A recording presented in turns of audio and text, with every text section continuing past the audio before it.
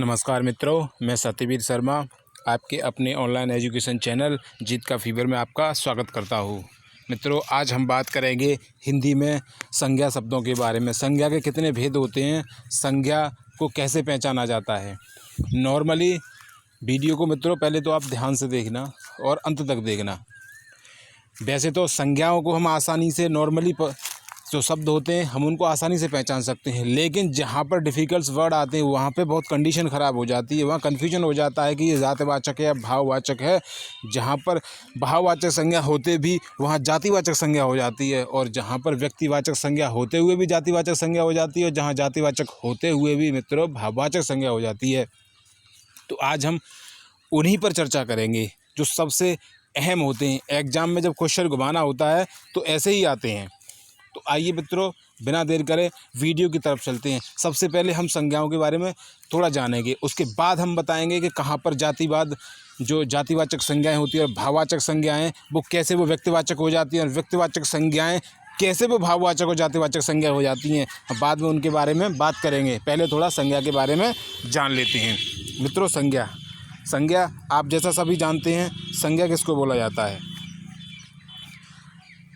संज्ञा वे शब्द जो किसी व्यक्ति, प्राणी, वस्तु, स्थान या भाव के आदि के नाम के रूप में प्रयुक्त किए जाते हैं। यानी जो किसी व्यक्ति, प्राणी, वस्तु या स्थान या भाव आदि का नाम होता है, आदि को नाम के द्वारा व्यक्त किया जाता है, वो संज्ञा होती है। अब संज्ञा के भेद के बारे में बात करते हैं मित्रों।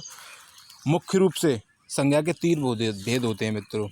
हाँ, संज्ञा के मुख्य रूप से 3 भेद होते हैं। अगर मुख्य रूप से पूछा जाता है कि संज्ञा के मुख्य रूप से कितने भेद होते हैं, 3 होते हैं। अगर पूछा जाता है संज्ञा के कितने भेद होते हैं, कुल कितने भेद होते हैं, तो मित्रों 5 होते हैं। अब 3 और 5 में क्या अंतर है वो भी मैं आपको बता रहा हूँ।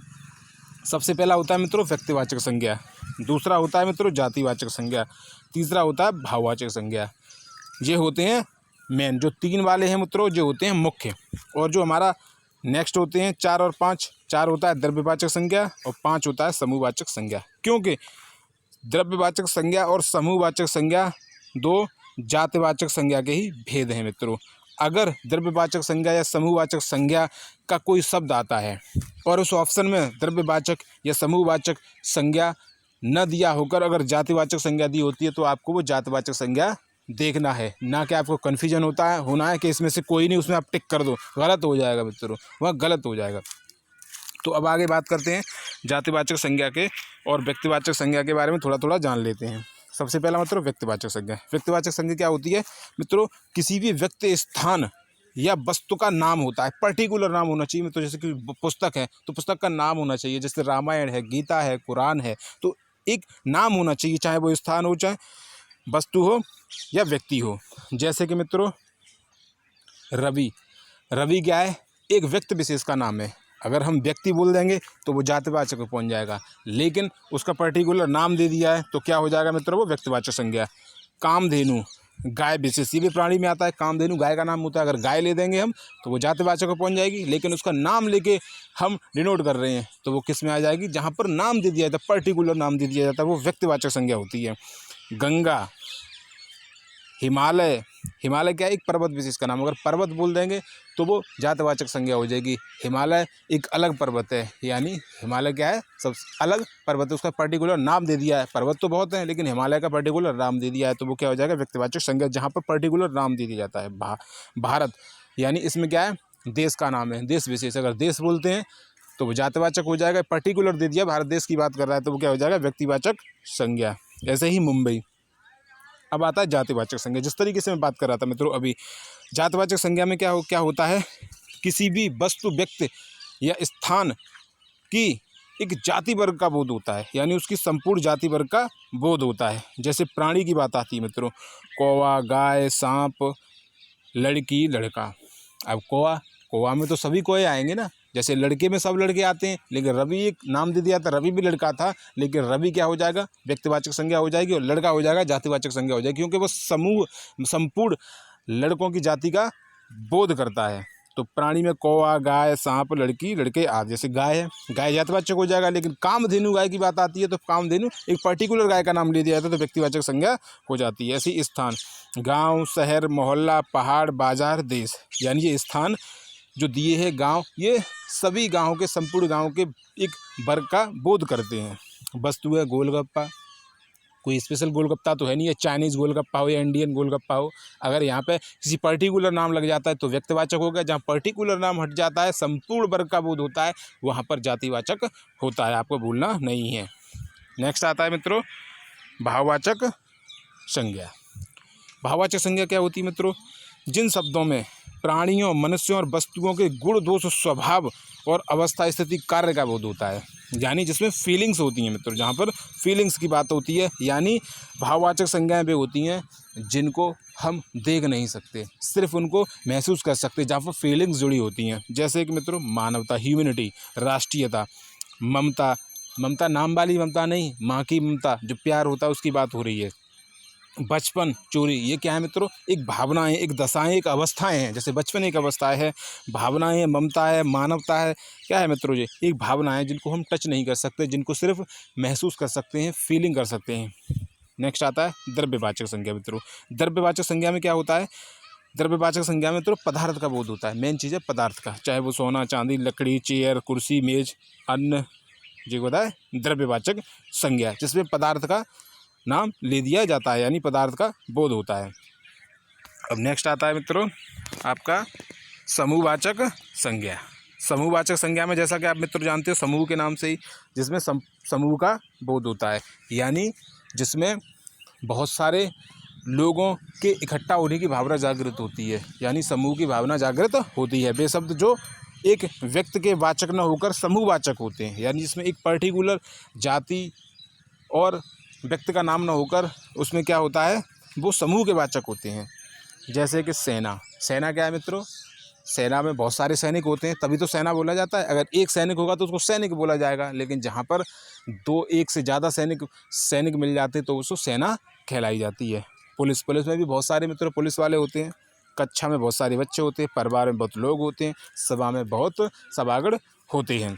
इस तरीके से क्या आता है, ये समूहवाचक संज्ञा हो जाती है। वैसे तो मित्रों अगर देखा जाएगा जो एक वचन होते हैं, अगर हम यहाँ पे कहीं वाक्य प्रयोग करेंगे, अगर पूछा जाता है तो सेना, पुलिस, कक्षा, परिवार, सभा, ये एक वचन चीज़ें होती हैं, एक वचन संज्ञा होती हैं।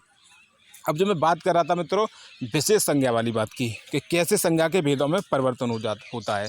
नॉर्मली अब तक जो मेरी संज्ञा बताई है आपको, नॉर्मली बहुत से लोगों को पहचान होगी, जिसको नहीं पहचान होगी, जिस तरीके से मैंने बताया है, आई होप आपको वो भी अच्छी तरीके से समझ में आ गई होगी कि कैसे हम व्यक्तिवाचक और जातिवाचक संज्ञा में भेद जान सकते हैं और भाववाचक संज्ञा, समूहवाचक संज्ञा को कैसे पहचान सकते हैं। अब बात आती है तो जो कन्फ्यूजन वाले वर्ड होते हैं मित्रों, कन्फ्यूजन वाले, कि जहाँ पर सबसे पहला क्वेश्चन आता है मित्रों व्यक्तिवाचक संज्ञा या जातिवाचक संज्ञा के रूप में प्रयोग, यानी जहाँ पर देखने में लगेगा कि व्यक्तिवाचक संज्ञा है लेकिन उसका प्रयोग जातिवाचक संज्ञा के रूप में होता है, क्योंकि जब एग्जाम में क्वेश्चन आता है तो टफली करने के लिए उसको घुमा दिया जाता है। वहाँ पर क्या दे दिया था, वाक्य का रूप दे दिया जाता है। वाक्य का रूप देकर जब वहाँ पर पूछ लिया जाता है कि हाईलाइट जो वर्ड होता है या बोल दिया जाता है कि रेखांकित शब्द में कौन सी संज्ञा है, तो वहाँ कन्फ्यूजन हो जाता है कि देखने में तो हमने पढ़ा है सब व्यक्तिवाचक संज्ञा, लेकिन ये वहाँ पे आंसर क्या होता है, जातिवाचक संज्ञा। हम व्यक्तिवाचक संज्ञा बोलकर उसको गलत कर देते हैं। उसी प्रकार जैसे कि कुछ एग्जाम है, देश को हानि जयचंदों से है, देश को हानि जयचंदों से है। दूसरा एग्जाम है, हरिश्चंद्रों की सत्यवादिता और ईमानदारी से ही भारत का सम्मान बना हुआ है। नेक्स्ट एग्जाम्पल है मित्रों, इस देश को नटवर लालों ने ही नहीं नेताओं ने भी ठगा है। तो इसमें जो मित्रों हाईलाइट वर्ड हैं जो रेड कलर से लिखे हुए हैं, जयचंदों, हरिश्चंद्र और नटवर लालों को, देखने में तो मित्रों ये व्यक्तिवाचक संज्ञा है, लेकिन यहाँ ये जातिवाचक संज्ञा के रूप में हुआ है। क्यों? कि जो जयचंद किसको बोला जाता था मित्रों? जो एक राजा था जो कि भारत विरोधी था। हरिश्चंद्र को जानते ही हैं मित्रों, ये क्या है, हरिश्चंद्र जो क्या था, एक सत्यवादी राजा था। नटवर लाल क्या था, एक ठग था। क्या था, ठग। तो यहाँ पे जयचंद की जगह जयचंदों कर दिया है, हरिश्चंद्र की जगह हरिश्चंद्रों कर दिया है, नटवर लाल की जगह नटवर लालों कर दिया है। तो यहाँ पर अगर कोई व्यक्तिवाचक संज्ञा का रूप बहुवचन में दे दिया जाता है, सबसे मेन इंपॉर्टेंट चीज़ है व्यक्तिवाचक संज्ञा और जातिवाचक संज्ञा में फ़र्क देखना। अगर जहाँ पर कोई व्यक्तिवाचक संज्ञा का बहुवचन रूप बना दिया जाता है, यानी व्यक्तिवाचक संज्ञा को बहुवचन संज्ञा के रूप में लिखा जाता है, बोला जाता है, तो वो व्यक्तिवाचक संज्ञा न होकर वो जातिवाचक संज्ञा हो जाती है। आपको कन्फ्यूजन नहीं होना है। मैं फिर बोलूँगा कि जहाँ पर व्यक्तिवाचक संज्ञा का उपयोग बहुवचन के रूप में होता है, जहाँ पर व्यक्तिवाचक संज्ञा का प्रयोग बहुवचन के रूप में होता है, वहाँ वह संज्ञा शब्द व्यक्तिवाचक न होकर जातिवाचक हो जाता है। ऐसे ही आगे बात करते हैं मित्रों जातवाचक संज्ञा का व्यक्तिवाचक संज्ञा के रूप में, कि यहाँ पर कभी कभी तो दिखाया जाता है कि जातिवाचक संज्ञा है, लेकिन वो व्यक्तिवाचक संज्ञा हो जाती है, वो व्यक्तिवाचक संज्ञा हो जाती है। जैसे कुछ एग्जाम्पल से समझते हैं।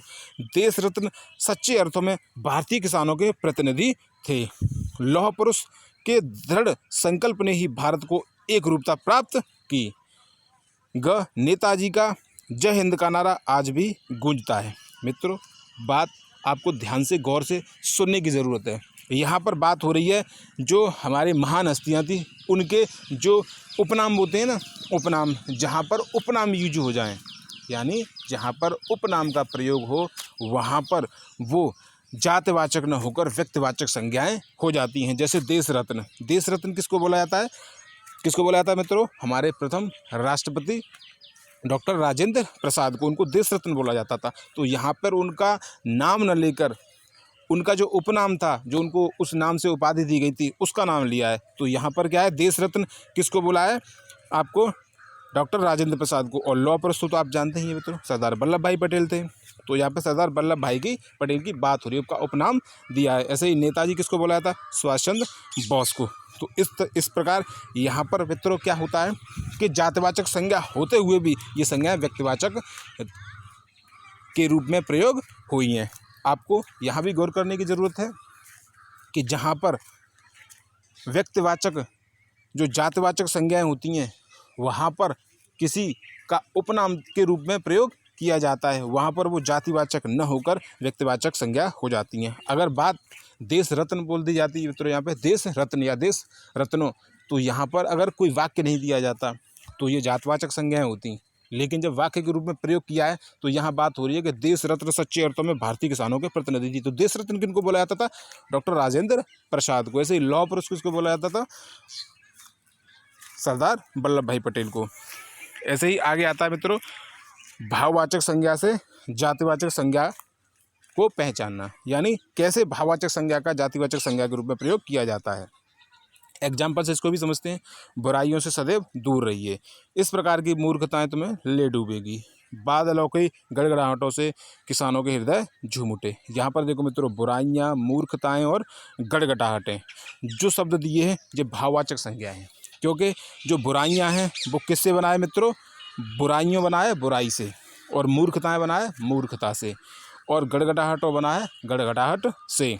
क्योंकि यहाँ पर भी सेम जो मैंने पहले बताया था मित्रों, यहाँ भी पहचानना बहुत आवश्यक है। जहाँ पर भाववाचक संज्ञाओं का उपयोग बहुवचन के रूप में हो, यानी जहाँ पर भाववाचक संज्ञाओं का प्रयोग बहुवचन के रूप में हो तो वो जातिवाचक संज्ञा बन जाती है।